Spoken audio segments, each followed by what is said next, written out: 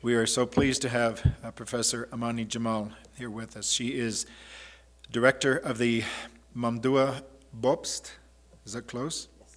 Thank you. Center for Peace, and Edward S. Sanford Professor of Politics at Princeton. The focus of her current research, she's also currently president of the Association of Middle East Women's Studies. The focus of Professor Jamal's current research is democratization and the politics of civic engagement in the Arab world. Her interests also include the study of Muslim and Arab Americans and the pathways that structure their pattern of civic engagement in the United States. Her books, and I apologize, I won't read all of them, but her books include Barriers to Democracy, which was on the reading list for us here. It explores the role of civic associations in promoting democratic efforts in the Arab world. And in 2008, it was the winner of the APSA Best Book Award in Comparative Democratization. I'd like to skip down a little bit and also mention, in addition to her role as directing Princeton's workshop on Arab political development, she's co-director of the Princeton's Loose Project on migration, participation, and democratic governance in the U.S., Europe, and the Muslim world. And, for a lot of people, very, very important, principal investigator of the Arab Barometer Project. She holds a PhD from the University of Michigan. We have a lot of Michigan people here in the room. It's produced a lot of wonderful scholars, and we're taking advantage of them. And in 2005, Professor Jamal was named a Carnegie Scholar. Please join me in welcoming to the podium Professor Amaney Jamal. Thank you so much. Thank you, Fred, for that very generous introduction. And there's so many people I'd like to thank for having us here. We've had several people, we've been in contact with several people, from Emily to Amy to Fred and Troy and Josh and Quinn and all the wonderful people who are hosting us here, Donnelly. So again, this is really a wonderful gathering, and it's very nice to be among a whole crowd of students really interested in the politics of the Middle East. And for those who are in my class today, they know that when I see such energy, it's very hard to allow anybody else to get a word in. So hope we'll allow you some time for question and answer, the question and answer session today. So one of the things that I wanted to talk about this evening is, we often get questions, although my colleagues and I were academics, we often get questions about what's going on in the region, where is the region going, are we really good at prediction? Not really, but we try to be. And so this presentation here this evening, basically what I'm trying to do is take stock, try to figure out where we are since the Arab Spring, what are the successes, what are the failures since the Arab Spring. For those of you watching the politics of the Middle East, we really, we were very optimistic around 2010, 2011. Today in 2015, we're maybe less so on the optimism scale. But nevertheless, there are still some successes that we want to mention, and we want to talk about the challenges that are now ongoing in the region. So, several of you are probably much younger, but we're attentive to what was happening in the region when the Arab Spring unfolded across the region. For many watching these events unfold in the region, this was a moment for excitement. Again, most of us in the Middle East political science community, if not all of us, hadn't really seen this coming. So we were also surprised that it had happened. Several of us, including myself, we were in the midst of writing about authoritarian durability, and we became very optimistic about these events. And lo and behold, we started talking about the democratic transition sweeping the region. And I think in our eager excitement to see that now the region wasn't the only exceptional region that wasn't democratizing, and the region wasn't the only region lagging behind the other regions of the world, we began to talk about democracy and democratization coming to the region. And I think in our moment of excitement, we also, in the Middle East field, and my colleagues can chime in as well later this evening, we also sort of failed to remember that democratization is a very, very deliberate and arduous process, and it's not simply about being able to mobilize these massive revolutions or protests on the streets. Nevertheless, if you look at the Arab Spring map, we were very optimistic as events unfolded. So if you look here at this chart, you'll see that the dark brown areas, I don't know if you can see way over here, these are the countries that had seen revolution. Then the red countries, or the dark red countries, maroonish, civil war. Then you have, sorry, I just got to read that a little bit more closely. Basically, you've seen some structural or governmental changes, some forecasts of governmental changes, and then you had major protests. But in a nutshell, you'll see that the whole region as a whole witnessed or experienced some type of serious shock, mostly protests. But in the case of Egypt, Tunisia, the two most famous cases, you had revolutions. Here we didn't really have regime change. We had leaders step down. Tunisia seems to be on that track, on that trajectory towards democratization. There's a lot of optimism about what's happening in Tunisia today. A lot of people are excited. It's almost become the poster child of the democratic success story of the region. But again, if you look at Tunisia right here, Melanie spent a lot of time in Tunisia, so no disrespect to the work, but Tunisia is relatively a small, almost inconsequential country in the region. Right? I'm working in Tunisia. We're all working in Tunisia. It's a great country, but compared to Egypt, where we thought the action would be happening, compared to some of these more stable countries where we haven't really seen a lot of movement, where we are in the Arab Spring, especially with what's happening here on the border between Iraq and Syria, with almost state collapse in Syria. We now have practically state collapse in Libya. Yemen is basically a state that's failing. Egypt has retreated back to authoritarianism in a very interesting way.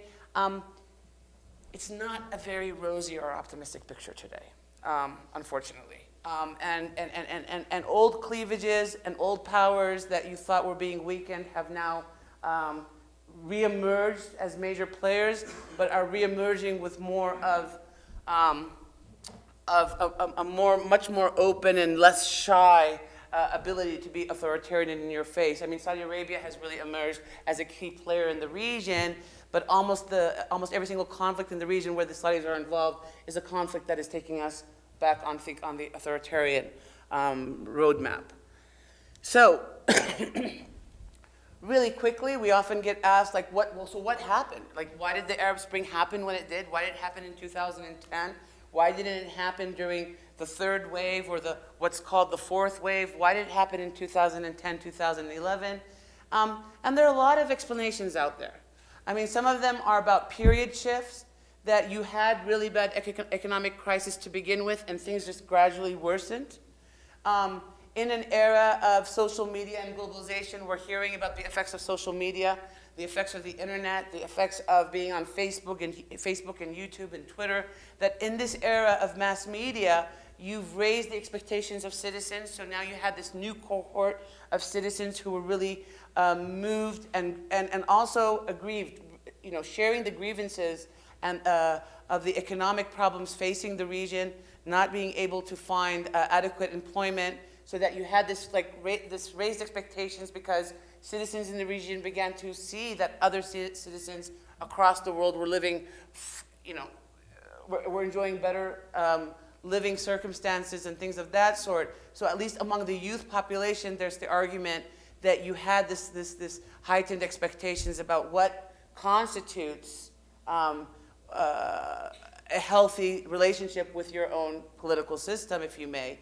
And then you had this old social contract, this national social contract or this rentier social contract that was basically on the decline.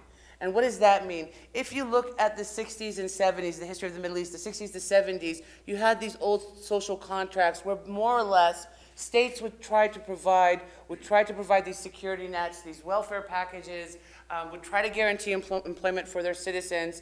And in exchange, citizens more or less traded in, I mean, this is to simplify, but traded in their political rights, for these economic securities. You saw this in the rentier, the oil-rich states, but you also saw it in many of the one-party states, these national one-party states, where the states tried to do everything, became way too large, way too big, could not sustain these demands. And in an era of austerity measures and structural adjustment, these states were basically going to fall and collapse unless they started to privatize and reduce the public sector. And as a result, levels of unemployment, levels of growth, all of those were basically clobbered, if you may, and things worsened for the average Arab citizen. So on the eve of the Arab Spring, the average Arab citizen was doing much worse than they were doing in the 70s. In terms of real GDP or per capita GDP, they were doing much worse. Employment opportunities were not there. You had people holding graduate degrees who couldn't find adequate employment. They were moonlighting as taxi drivers at night. So for the average citizen, things didn't look really rosy. On top of that, they weren't enjoying the political and civil liberties that other nations were enjoying. So it was a grim picture. Add to the Middle East all the ongoing conflicts, right? So during this period of the 2000s, you have the Iraq invasion, you have ongoing tensions on the Israeli-Palestinian front, you have countries sort of entrenching in authoritarianism. So on top of the economic grievances, you also have these political grievances that are ongoing and haven't been resolved. So it's to many of us, although we were surprised that the Arab Spring happened when it happened, we weren't surprised about the reasons behind the Arab Spring. For many of us, it probably took too long to see this explosion. So just to step back in terms of when I often talk about the Arab Spring and what the Arab Spring meant, and although right now we're sort of saying, okay, things don't look too great, I do think we've pushed forward in the study of Middle East politics, not only in terms of how we study the Middle East, but also in terms of how policy analysts deal with the Middle East. If you look at the Middle East and the way most have studied the Middle East, is that, and this is not only unique to the Middle East, but maybe perhaps to comparative political development more generally, is that the study of the Middle East has heavily relied on the study of political elites. And this is primarily due to the fact that it's been very hard to do work, micro-level work, individual level work on the ground in a lot of these countries. So when we couldn't figure out what Arab citizens were thinking or what are the beliefs and attitudes of Arab citizens, we often resort to what elites say or what elites think.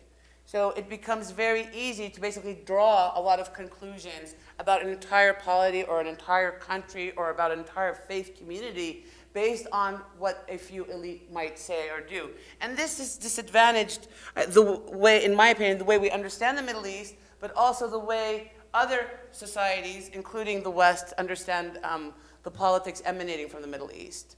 So not only were the models taking the role of elites seriously, there was a lot of focus on structures and institutions, so sort of the authoritarian structures, the authoritarian institutions, and we sort of assumed that because you had these structures and institutions in place, maybe the natural, logical conclusion is that at some level, there might have been citizen buy-in for the sustenance of these institutions. So it became very easy, or I think almost convenient, to argue that the reason why we have authoritarianism in the region is not because we really have authoritarian leaders and authoritarian structures, often supported with external actors that weren't questioning or weren't doing enough about the authoritarian realities in the region, but because we have these institutions, there must be underlying support for these institutions among the societies.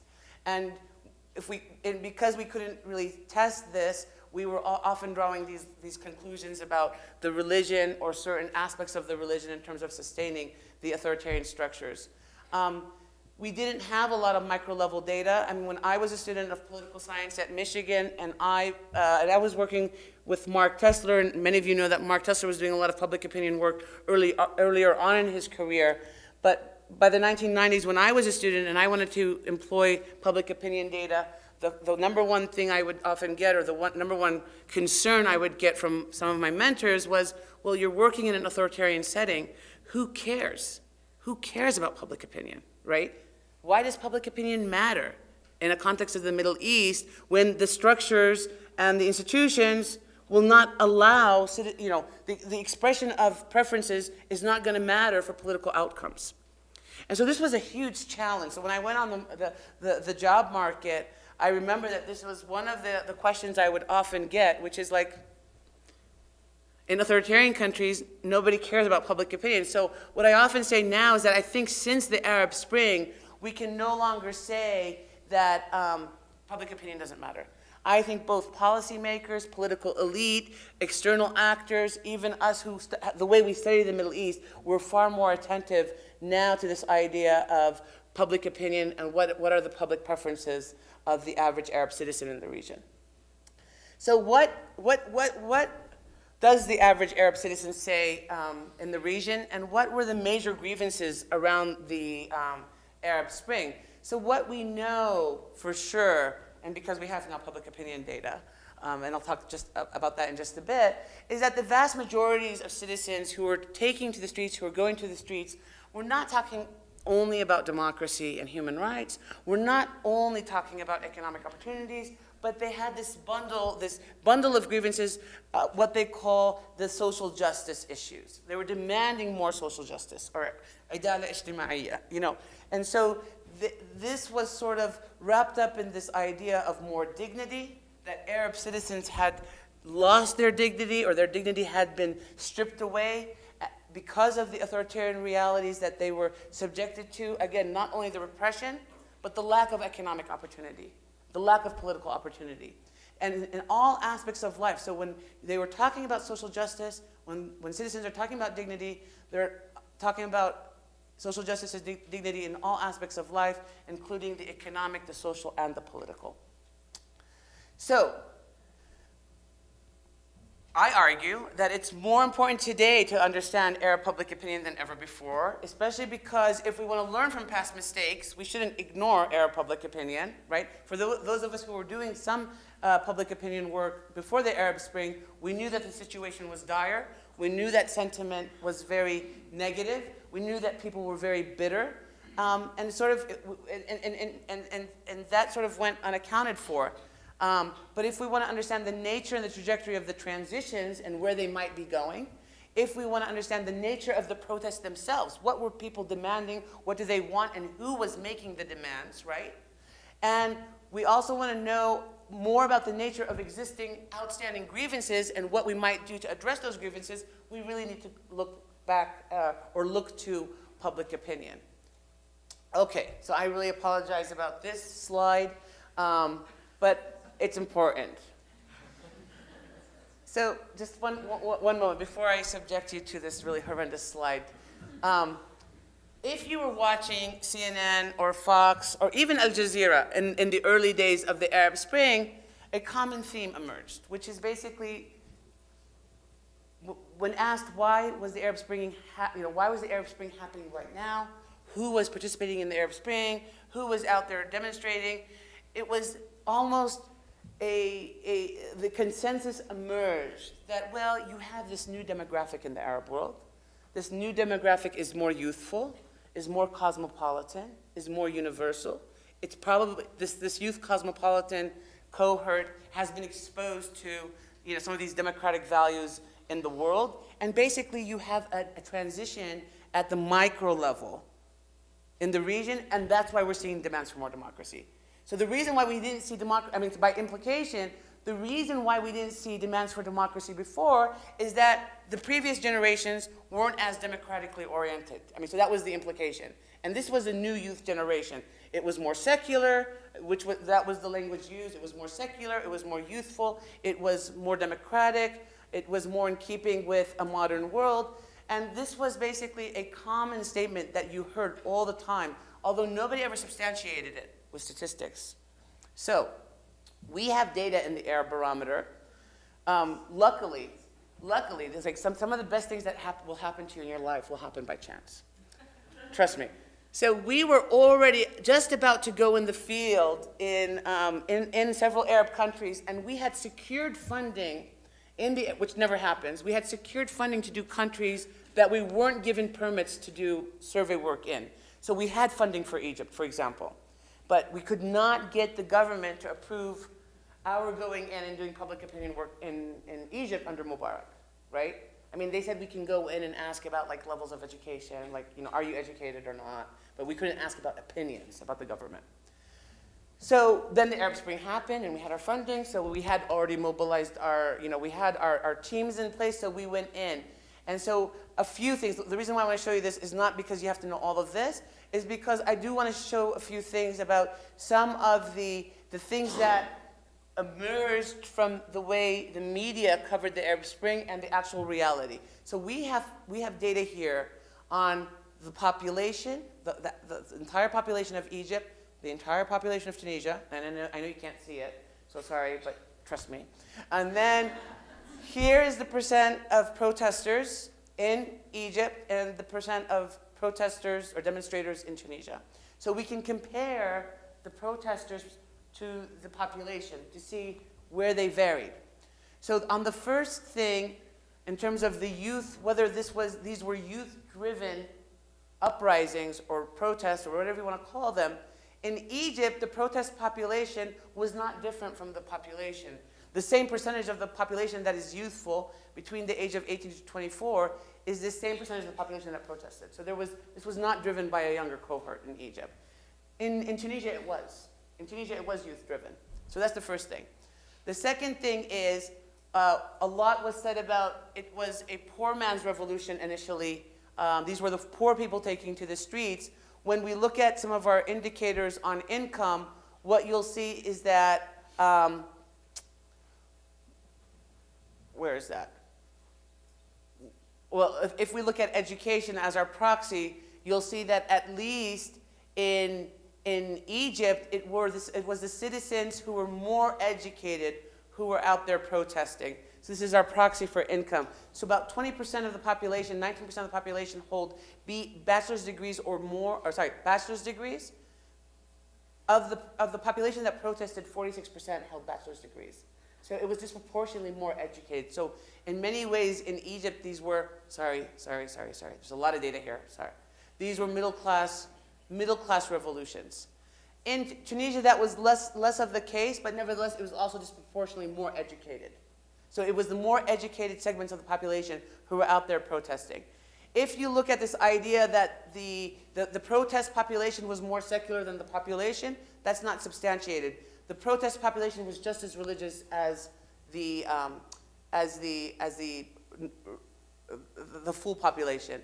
What is also interesting is that the protest population was more likely to have access to the internet. So in Egypt, 18% of the population have access to the internet. Of the protesters, 49% had access to the internet, right? In Tunisia, 33% of the population had access to the internet. Of the protesters, 62%. So when you think about the role of social media in reducing the cost of collective action and providing information for mobilization, you sort of see it right here. But nevertheless, I mean, the other thing is that a lot was said about these revolutions being open to women. The truth is that they were not very favorable to women. These were very much male revolutions. So 50% of the population is male. 76% of the protest population was male in Egypt, and 79% of the protest population in Tunisia was male. So women were a minority in these revolutions. And then, as Professor Blades mentioned earlier, there were other issues involved with sexual harassment and things of that sort that happened in some of these protests. But nevertheless, this sort of gives you a picture about who protested. So why did they protest? Why were the citizens protesting? So we wanted to basically see whether the citizens were prioritizing democracy over economic grievances. Again, the idea was that this was a new generation of citizens who had grown up to appreciate democratic values and whatnot.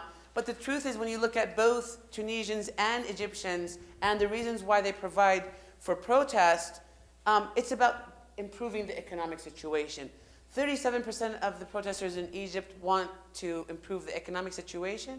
58% of Tunisian protesters are also citing the economic situation as a major source of the grievance, right? Remember, you have levels of unemployment are growing in both societies, especially among the youth populations, and especially like the double whammy, especially among the youth populations who are educated, right? So it's very common to have a bachelor's degree, and guess what? You're unemployed. It's very common to have a bachelor's degree, and you're still waiting. You're being promised a job that you'll probably get in 3 or 4 years. And you don't even know why you're waiting for a job for 3 or 4 years. But there's like, you're being promised that you might get something, right? So you basically have a bachelor's degree, and you're doing a job that does not reflect your skill set. And then we look even at the second most important reason, when we break it down, still the economic situation is basically topping the concerns. You have other things here like demands for civil and political liberties, which is a close, not really a close second, but nevertheless a second. And then in Egypt, there's the idea that you don't want to pass authority down to, Jamal Mubarak, because there was a lot of opposition to passing down the political authority to Mubarak's son. Then there's corruption and things of that sort. Okay. So if you look at the third wave of the Arab barometer, you'll see that when we ask citizens all across the regions, or at least across the countries where we have data, and the third wave is 2012, 2013, you'll see that when we ask them what are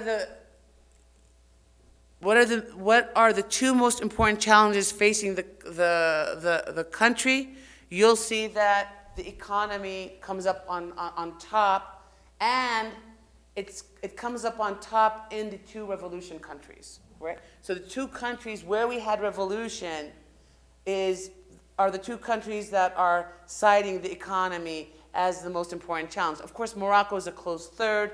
All of the countries, on average, more than 50% in each of the country are citing the economic situation as a major problem.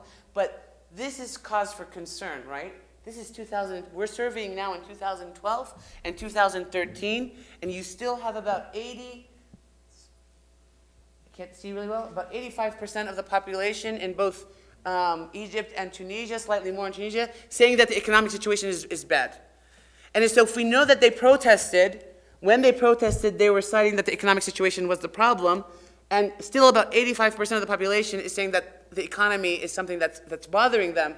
It's cause for alarm, because when we're talking now about democratic transitions and democratic consolidation, nobody's talking about improving the economic situation in these countries. We all know it's the #1 problem, but we're talking about other problems in the region, like ISIS, right? Like other conflicts, the civil war in Syria, things of that sort. But getting back to basics, that if you want stability in the region, you have to start from the economic building blocks. Very few people are really talking about this head on. Now you see this, now when we compare second wave data, 2010, 2011 data, that's the year of the transitions, the Arab Spring, against the third wave, you'll see that in Tunisia, economic grievances have increased by almost 20 percentage points, right? So this is the percent of people who say one of the 2 most important challenges facing their country is the economic situation. You'll see in Egypt, about 5% of the population, an increase in 5% of the population will cite the economy. And then in countries where we didn't really have, to the extent that Lebanon was stable, Lebanon has always suffered from some instability, but even in countries that we weren't watching, you'll see that the economic situation has deteriorated in those countries. So Lebanon is also a country now that I think we need to keep our eye on. But across the board, minus Yemen, people are citing that the economic situation is deteriorating. And if we get into Yemen today, if we get into Yemen today, I think we'll find even a bigger difference here. When we ask citizens, do you think of immigrating? This is a good measure of how satisfied people might be, staying in their home countries. You'll see that a good percentage of the population of Lebanon and Yemen and Morocco would like to immigrate, about 38%, 36%, a little bit, 35%. Among Egypt and Tunisians, that percentage has declined. And we see this as, this is third wave data, we see this as a byproduct of the Arab Spring. After the Arab Spring, citizens feel that there's probably more hope in their countries, so they'd like to stay in their countries. However, if the economic situation doesn't improve, it's going to create even more grievance, especially with populations that sort of want to stay in their countries. When we look at the youth population, you'll see among the youth populations in each of the countries is a stronger desire to immigrate. And this could be that the youth are just more adventurous and want to leave their countries and do something else, but it also can mean that the youth really don't see much hope for economic opportunity in their countries, and they're looking to immigrate. And so you see that these percentages are quite high, and among the Tunisian population, especially, there's a strong desire among the youth population for immigration. Now, when we ask people about what are the most important features of democracy, the percent who say that it's about political equality, it's a very low percentage. And this is not to say that, oh, people in the region don't see political equality as important for democracy. It is to say that when we ask people in the region about democracy, what they're citing as very important for democracy is economic opportunity. And so it gets us back to this question, can we keep talking about democracy and enhancing democracy and expecting these societies to democratize when the economic factors are not in place for democracy? Again, I said this in my class today, as social scientists, we don't do well with very overwhelming, overarching theories of anything. We're always testing different variations of various arguments. But what we do know is that the correlation between economic development and democracy is a very strong correlation. Democracies tend to be wealthier. Wealthier countries tend to be democratic, minus the Gulf countries. And so this is a correlation that is robust. And so this is something that we need to pay attention to when we think about the future trajectory of these countries. So here, this sort of shows this point in a more illustrative way. We're looking at first wave data from Algeria, Jordan, Palestine, and then Algeria, Jordan, Palestine in the second wave, where we ask people, is democracy more about political accountability or about economic improvement? And you'll see that roughly across each society, the societies are divided about whether it's more about political accountability versus economic improvement. When we conduct open-ended interviews with citizens and we ask them to elaborate on their viewpoints, they will talk about the importance of economic opportunity. So this gets at the point when we think about then why isn't there democracy, and we sort of locate a lot of our explanations in the political culture of the region, we often make the argument that citizens in the region don't appreciate democracy. So although I've shown you here that citizens tend to equate democracy with economic opportunity, it's not the case that Arab societies are not appreciative of the democratic institutions. In fact, when you ask citizens across the region, and this finding is robust across almost every single wave we've conducted, democracy may have its problems, but it is better than any other form of government. The percent that agrees with that is always above 70% across the board. So there is this idea that democracy is a useful system of government. Unfortunately, after the Arab Spring, in places like Egypt, where democracy might have produced leaders that people didn't support for democracy has declined. But it's not because they weren't democratic or they didn't appreciate the institutions of democracy. It was because they didn't like the outcomes of democracy. I mean, that gets at another debate, which we should probably pick up in Q&A, this issue of tolerance and accepting outcomes that are not desirable. Again, to get at the cohort shift argument, this is, again, Arab barometer data where we took the youngest cohort across all the Arab barometer countries. This is, I believe, the second wave. And we took the not youngest cohort. So we sort of like compare the youngest group against the older group. And we look at a series of indicators here on elections, freedom to criticize the government, income equality, and what's that last one? Basic necessities, sorry. I can't see that close, okay. I'm not getting older. Yeah.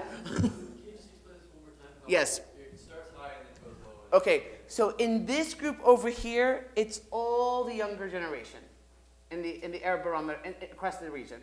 And this group here is everybody else. it means the older generation. And so this question here is basically saying, in this category of citizens who are not the youngest generation, did they believe that democracy was about free and fair elections, right? So you see on this measure, the youngest generation comes out about at 0.3. This is on a 0.4. I think this is the 4-point scale. The older generation is slightly below, but if we were supposed to do some t-tests to see if they're statistically different, they probably wouldn't be statistically different.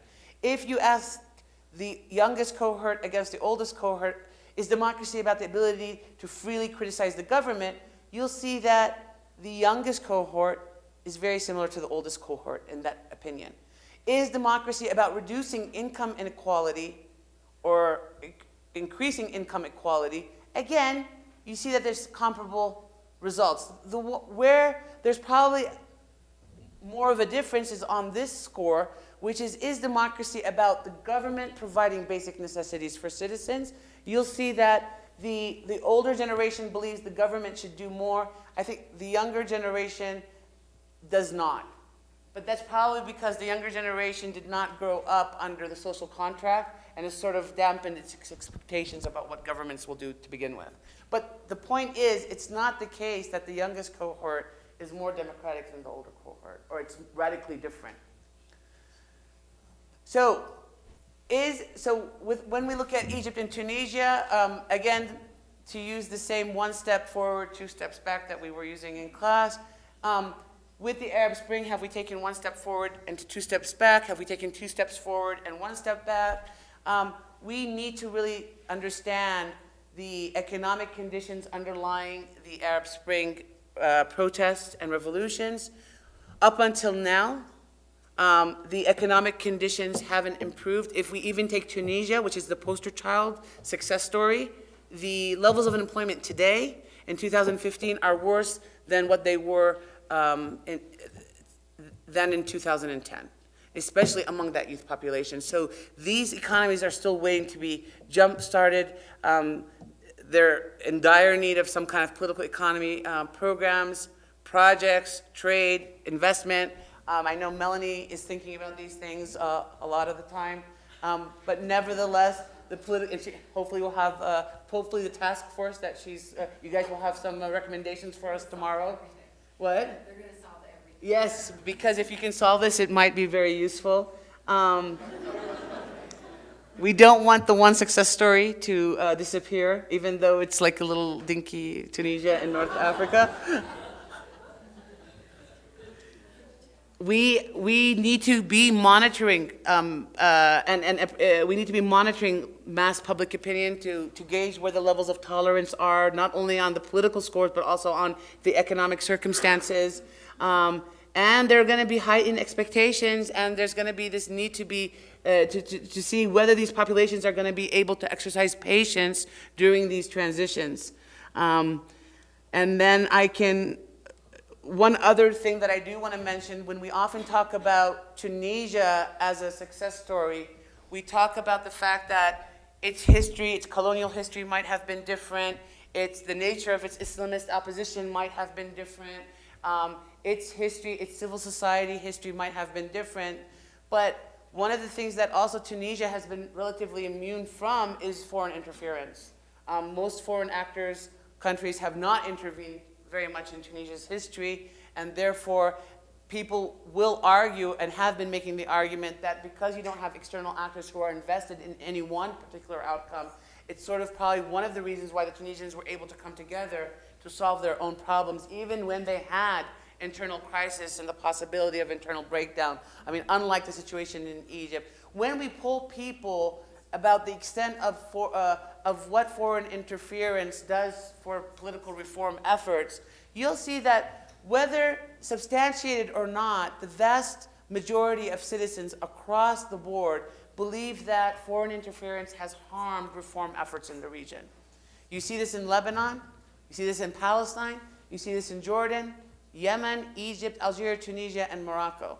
So this is a widely held consensus. So it does tell you that people are monitoring the way external actors do intervene in the region.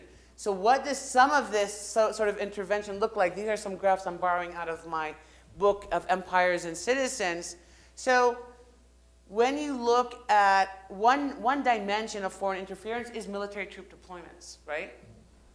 And if you look at the history of military troop deployments, at least since the post-Cold War period, from 1991 onwards, and even if we had data that extends to 2010, this pattern holds, you'll see that we have more U.S. military troops now in the Arab world than any other region of the world. Even in this period of reducing troops, we still do have a large troop presence in the Middle East, in Bahrain and elsewhere.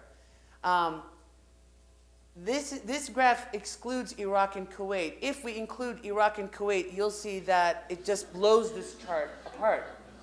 So there is a lot of, and this is not something that's lost on ordinary citizens in the region, right? So they understand that their region is of very significant geostrategic significance to the United States and other external actors, including Europe, and they're often looking for external actors for solutions on how to improve the situation, the economic situation, the political situation, and things of that sort. So one of the things that came up in our task force today was, when we talk about reform or when we talk about external actors influencing reform, who are we exactly talking about? I mean, is the burden always going to be on the United States? Is it going to be on the United Nations? Is it going to be on the World Bank? Is it going to be on the Europeans? Is it going to be on NATO, the EU?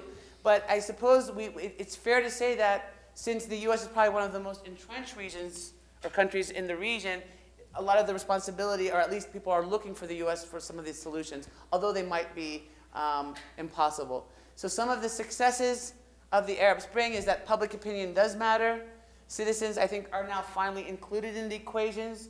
I don't think we're still listening to the grievances emerging out of the Arab Spring. The fact that the sentiment about economic conditions is becoming worse year in and year out since the Arab Spring is not personally reassuring. And if we're invested in stability, we don't want we don't want more of these states to collapse. I think it's very important, it's imperative that we understand what's going on. Some of the failures and challenges is that, the economic problems still persist. This idea of social dignity, or has dignity returned to the average Arab citizen, we're still waiting for that to happen. And we need to look back on what, the commitment to democratic procedures and democratic institutions. Again, when we had all these reversals, especially what happened in Egypt, for many was quite demoralizing in terms of trying to assess also the world order's commitment to democratic procedures and democratic institutions. So on that note, I will open up to Q&A. Thank you so much.